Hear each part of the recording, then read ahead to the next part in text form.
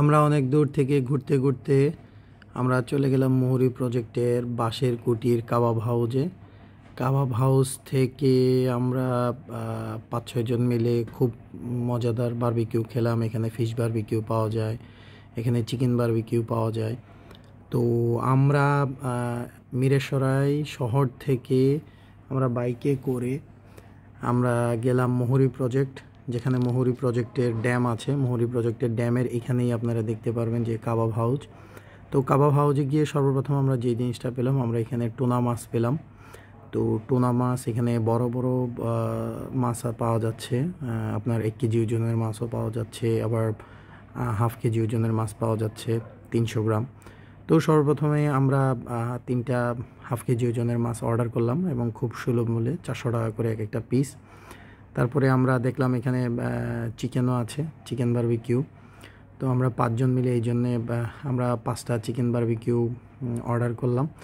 তো অর্ডার করার পরেই ওখানে যে দোকানদার ছোটো ভাইটি ছিল, সে বলল যে ভাইয়া আমাদের এটা করতে আসলে আপনার আধা ঘন্টার মতন সময় লাগবে, আপনি আমাদেরকে আধা ঘন্টা সময় দিতে হবে। তো আধা ঘন্টা সময় দিলে হচ্ছে কি তার বারবিকিউটা খুব ভালো হয়।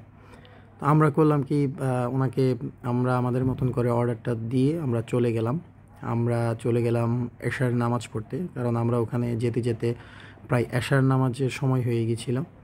তখন আমরা সবাই মিলে এশার নামাজ পড়তে চলে গেলাম।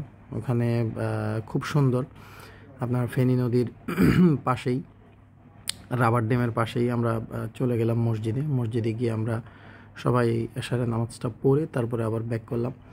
তো আসার পরে যা দেখতে পেলাম যে মাছগুলো এত সুন্দরভাবে বারবিকিউ করছে, তো দেখেই মানে লোভ সামলানো যাচ্ছিল না। তো তখন ঝটপট করে ছোটো ভাইটাকে বললাম যে ঠিক আছে, আপনি আমাদেরকে অর্ডারটা সাজিয়ে ফেলুন। তখন ঢোকার সাথে সাথে আমাদের সাথে আরেকজন ছিল, তো তিনি আবার ছবি তোলার জন্য ব্যস্ত হয়ে গেল।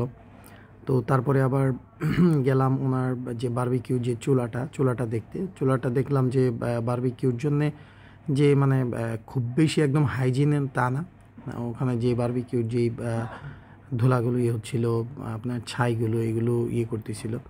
তো তার বারবিকিউর কিভাবে করতেছে, তার বারবিকিউর ইয়েটা দেখলাম। তো আমরা গিয়ে চুলার মধ্যে পেলাম যেটা বারবিকিউর মানে আপনার করে রাখতেছে, চিকেনটা পেলাম আমরা। তো চিকেনের কিছুক্ষণ আমরা এখানে ওয়েট করলাম যে চিকেনটা আরেকটু থাকলে মনে হয় আরেকটু ভালো হয়। তো চিকেনটা আমরা দেখলাম, তো দেখার পরে ওখান থেকে দেখলাম যে না, খুব ভালো হয়েছে। তো তখন ওনাকে বললাম যে আমাদের এটা রেডি করে দেন। তো উনি আবার করলো কি, আপনার চিকেন আমাদের